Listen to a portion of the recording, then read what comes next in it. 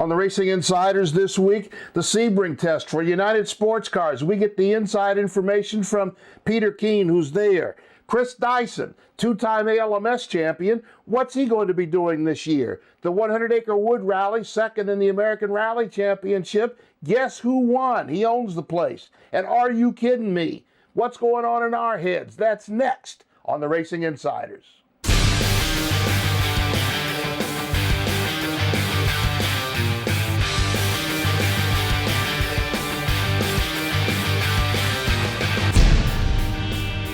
Welcome back to another edition of the Racing Insiders, the only place in broadcasting where you're going to get sports car content every week. I'm Bill Wood in Los Angeles. Jeff Lepper is in Folsom, California. And Jeff, we had Sebring this past weekend.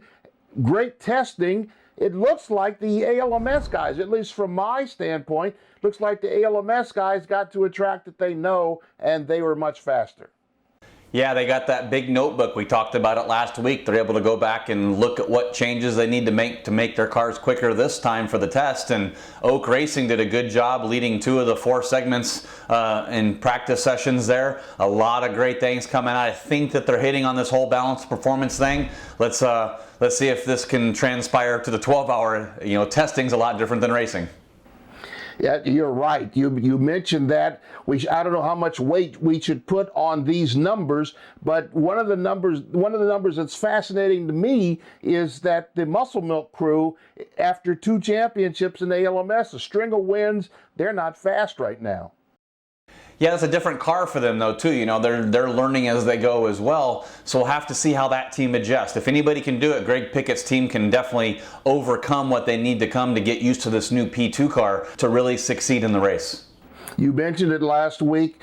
Can't put a lot of weight on these numbers, but numbers are still numbers, and they're fascinating to watch. Our Peter Keane is there. He's our insider with United Sports Car Championship. He gives us a background on what happened at the test. Peter, it seems like the Action Express guys, they won at Daytona, and they've been fast with the testing at Sebring. Are these numbers just an anomaly, or are they maybe a championship contender this year? Well, I think anybody with the level of effort of Action Express is definitely a championship contender, for 2014. But I got to tell you, Bill, they did a great job at the 24 Hours of Daytona, and now, they've shown speed all weekend. They've definitely figured something out and separated themselves from the other Corvettes. I mean, I don't know if the other Corvette teams would want to see them going this quick and maybe bring IMSA's attention to us, but they've definitely found something, and the cars are really going well. That 5 car is very fast down here at Sebring testing. I think that separation might be Gary Nelson, but I'm a fan of his. He runs the team, and it's gotten faster every year he's been there. It seems like also the ALMS guys are now at a track that they really know, so they have been able to pick up their game a little bit. Is that perception the same there at the track? Well, I mean, I think that's a good observation, but to be honest with you, Bill, I got to tell you, I think it's more my fears. That's how, once we get the aero up, one thing the Daytona prototype guys don't have, we're trying a bunch of different aero bits, and they really don't know what aero package to run, so everybody's trying all kinds of different things. 2, like you said, the old LMP2 cars are someplace where they're, familiar, but now they get to run that aero, so I still thought that a Daytona prototype would have the advantage here because of the high-speed straightaways, but good God, are they close? I mean, that 42 car was very fast at Daytona and broke, but they've been fast as can be here, with the Nissan Power, and then of course the Muscle Milk car, and then even, the Patron cars are on the top 6, I think. So, I mean, the old LMP2 cars are definitely showing some speed. And I just have the fear when we go to, traditional road race courses that the P2 cars. Yeah, that Oak Racing car, it's come out of nowhere showing a lot of speed. These test numbers, I didn't mean to ask you this, but these test numbers are sometimes a waste of time because it doesn't show who's reflecting what. Like Muscle Milk has been down in the list. They're 2-time ALMS champion. What kind of weight can we put into these numbers from the Sebring test? Well, I mean, like we spoke on the last time I was on the show, it's just, it's kind of a poker game. You want to figure out how fast you can be, but on the other hand, you don't really want to show IMSA what you have. If you think you got an ace in the hole, you want to keep it, not have it taken away for the race. So, I mean, I know that I just talked to Troy just coming off the last session, and they're still playing with aero bits. They still, it's just a fight to try and get the correct balance. And you want to be fast. You definitely, for your sponsors and all the other people, you want to be up front, but you don't want to show IMSA everything you have.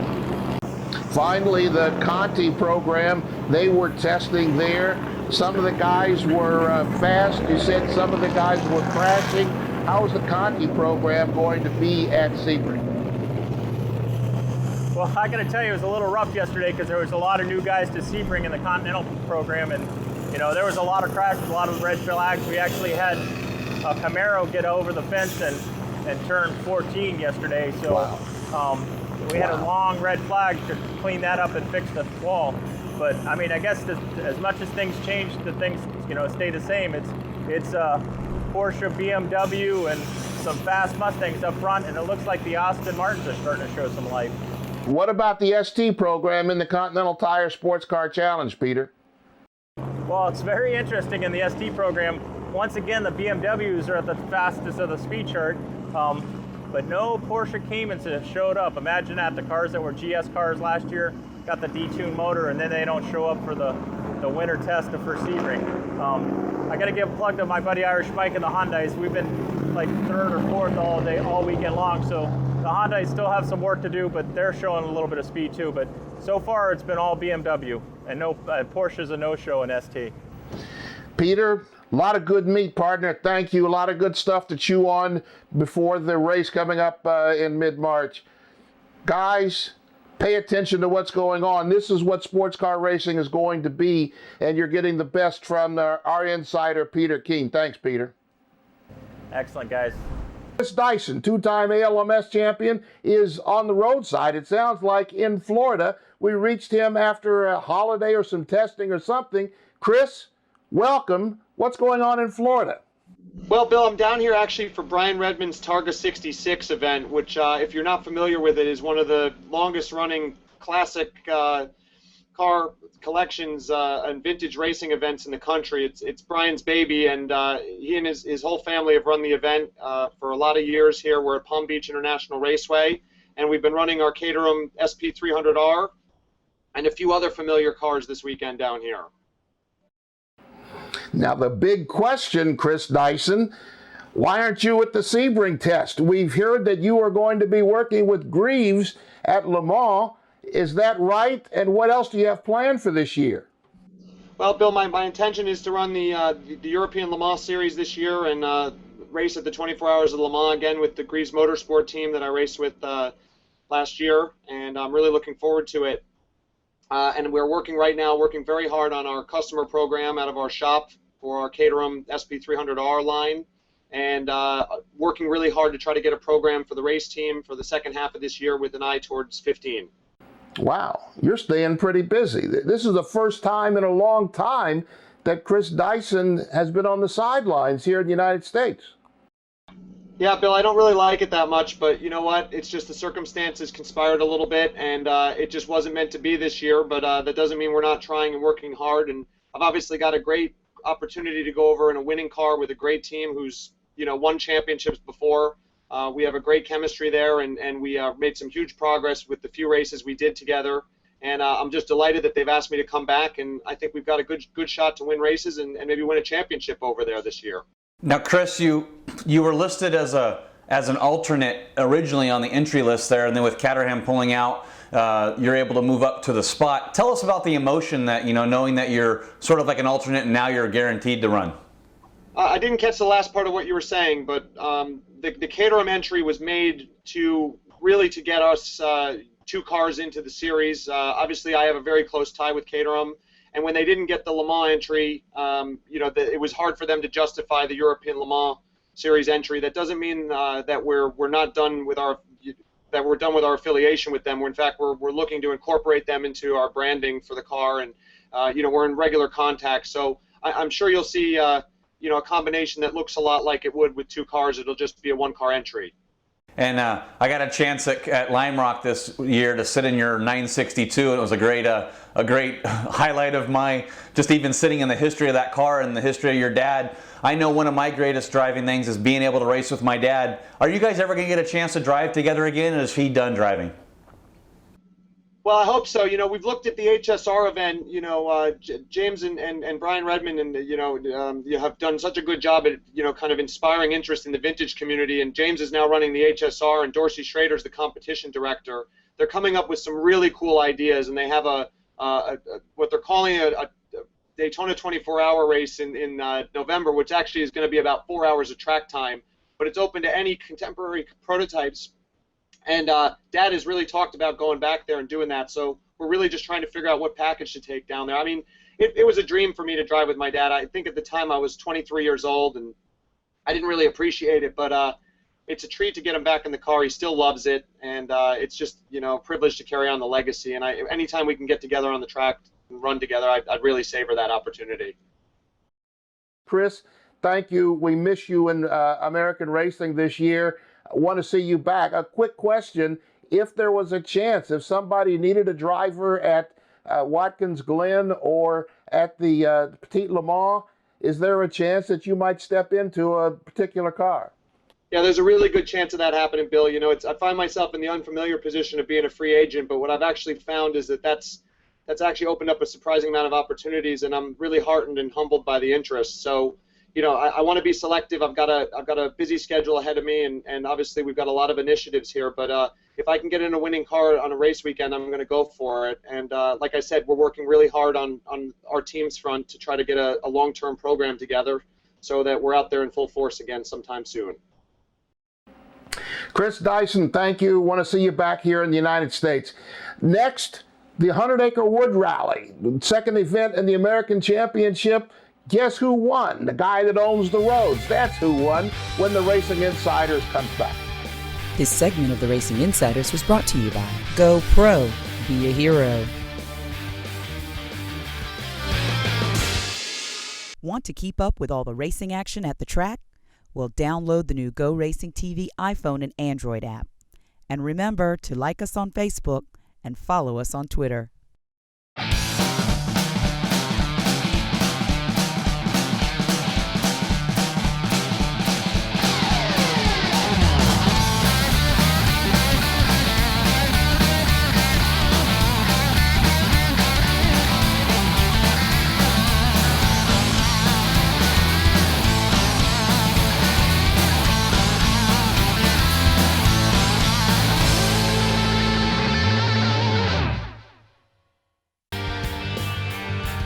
Welcome back to the Racing Insiders.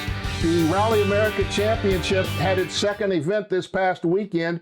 My favorite rally on the championship, the 100-acre Wood Rally, not just because it's named after the fairy tale Pooh story. The 100-acre Wood is where Winnie the Pooh lived, but because the roads are fast, and it's a great, fast, wide roads, great running, high speed, and the perfect roads for Ken Block and Alex Gelsomino. They loved those roads, and the roads loved them. They won their 7th event, Jeff. Their 7th event in running, and it includes 5 in a row. Their 7th. I mean, how do you relate to that? Yeah, that's 7 out of 8, and that's got to be really pure domination on Ken Block's part. It just goes to show you when he can open that Ford up and there's nothing to hit, he does good. What's even crazier is that the 3-time defending champion David Higgins and his co-driver Craig Drew, they had been on the podium in 22 consecutive events, but they had a problem this weekend and fell out of the event on Saturday, running in second place, just less than half a minute behind Ken Block. Second in the event after David Higgins fell out and 6-time Canadian champion Antoine Lestage fell out. That allowed Travis Pastrana, 4-time champion, who had been on the sidelines from rallying for the few years while he tried NASCAR, that allowed him to move up into second place. With his co-driver Chrissy Beavis, he had said this was just a chance for him to get his feet wet again in rallying. He ended up about 5 minutes, 4:58 behind Ken. in second place. It was a great run by Travis. The cars are much different. They're much faster, much more technology in the cars now than they were even 3 years ago when he was running. Jeff, is that hard to pick up? And you think you're getting back into the same car, but it's a very different car for Travis. Yeah, Travis really said the cars have changed, and the biggest thing that he changed was the power and the way that the power gets put down. The Subaru's now running the anti-lag system, where they actually dump fuel into the turbocharger to keep the boost up and keep it spooled. It really was a new driving style for him. Now remember, he's coming off of a broken leg and a dislocated ankle as well that he's nursing along. So just to go through this rally in the high speed and as much wear and tear that puts on your body over 3 days of competition, it was a tremendous feat for him finishing in second place. So in the super production category, a major story, the 2012 champions Lachlan O'Sullivan and Scott Putnam, they were testing on Friday before the rally, before they were supposed to get the car into the Parc Exposé for the fans and get started with the rally that afternoon. They were testing about 0.2 of a mile into the test stage, the shakedown stage they call it. The second corner, bam, the rear end kicks out. He goes into a tree. They're done before the rally even starts. It was an incredible run of bad luck for them. They've had some problems with the car. Hopefully they can get that worked out before Oregon Trail in May. Winners in the super production was last year's Rookie of the Year, Nick Roberts, and Rhiannon Gelsomino. She's married to Ken Block's co-driver.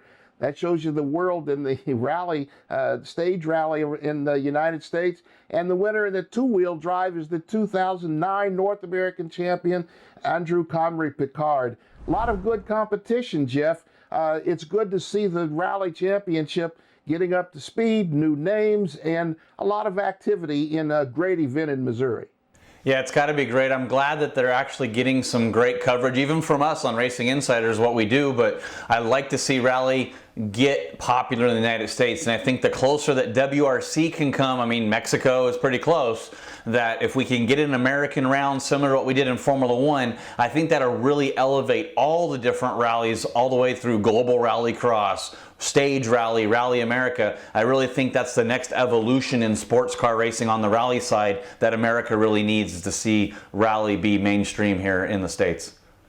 Yeah, I do think, and I think that last thing you said there, I don't know that rally needs to be mainstream. I think they could do just what Formula Drift is doing and go after the core market that's interested in what you do and just continue to build out that core audience. I don't know that rallying's ever going to be mainstream, but they've got to define who that core audience is and go after it, much like the Pirelli World Challenge is doing. They've found a market and they're going after it, and they're not worried about the people who are doing other things. Is that the part, your part of the Pirelli World Challenge? Is that kind of what they're doing? Yeah, I think so. You know, we race the cars that people drive. The same cars that are parked in the parking lot at these races are the cars that people get to see on the track competing door to door, all the way from the Honda Fits to a Lamborghini Gallardo and a Audi R8 now. It's really going to be amazing, even to see the McLaren racing and Ford Mustang, Chevy Camaros. You name a car, it truly is battle of the brands in Pirelli World Challenge. Maybe we can start getting that in some rally racing as well. You know, that's so true, and that's what happens in rallying. The cars that are just the cars that you compete in, the cars that you drive every day, especially the Subaru Impreza, the STI, and the Ford Fiesta. Those cars are the cars that everybody is driving, and those are the cars that compete and having a lot of success in two-wheel drive. And in Ken Block's, that car is another world altogether. It might be the fastest rally car in the world. But you're right. The cars that people drive are just the cars that they're competing in stage rallying. Are you kidding me? Are you kidding me? This is a fun part of the show. Jeff, what's on your mind this week? Well, I'm going to that Sebring test looking how fast these GTLM cars are. 6 seconds off the prototypes. So they're going to be a balance of performance to maybe slow these GT cars down. 6 seconds doesn't seem like a lot, but on a really fast course like Sebring, that means the only advantage these prototypes have is under braking and mid-corner. The straightaways, the cars are pretty the same. Are you kidding me? We're going to have production cars? Maybe we'll call production cars prototypes from now on. Wow, and if there's a problem, if they have better mileage and better tires, shorter pit stops, fewer pit stops, who knows? Crazy. There've been crazier things that have happened in racing. My "Are you kidding me?" is a good, heartwarming thing, and I hope it means what it sounds like. Felipe Massa, an F1 driver, went to visit Michael Schumacher, the legendary driver, saw some encouragement. Maybe his mouth moved while he was asking him a question. The doctors say they're bringing Schumacher out of this coma that he's been in for, an induced coma that he's been in for a couple of months. There's been some bad news, but let's hope that this is good news for Michael Schumacher. He's not a sports car driver, but anybody who likes racing has liked Michael Schumacher. Let's hope that's a good thing. Some good news that's coming up. Coming up on the Racing Insider's calendar, V8 Supercars are in Adelaide. As that continues, that season continues, and in 2 weeks, the World Rally Championship is in Mexico. Very different round, very different roads. They love coming here. It's going to be a great event, the only stop in North America. Jeff, what are you going to be doing this weekend? Well, I'm going to tune in to that opening round of the V8 Supercars. A lot of changes there. We have, the Volvo making its debut in the V8 Supercars, and the Mercedes switched over. We'll see if that big powerhouse team from Mercedes now can actually score a podium, their first podium in V8 Supercars at the opening round at Adelaide. The V8 Supercars, the drivers are excellent drivers, and everybody talks about how they get up on two wheels, going over the yumps and so forth, the curbs. That's a great series to follow. If you're going to follow anything, follow that outside of the United States. They're great drivers, and whenever they go anywhere else, they have a good time doing it. They're always competitive. It's a good thing to pick. I'm going to be busy this weekend doing some personal things. Going to try to keep up with what's going on in V8 Supercars and do a little digging, some stories that I'm finding out in rallying in the United States and North America and in the sports cars. Always want to keep an eye on what's happening in the United Sports Car Championship. Want to see you again next week on the Racing Insiders. Until then, take care of each other, respect each other. Peace.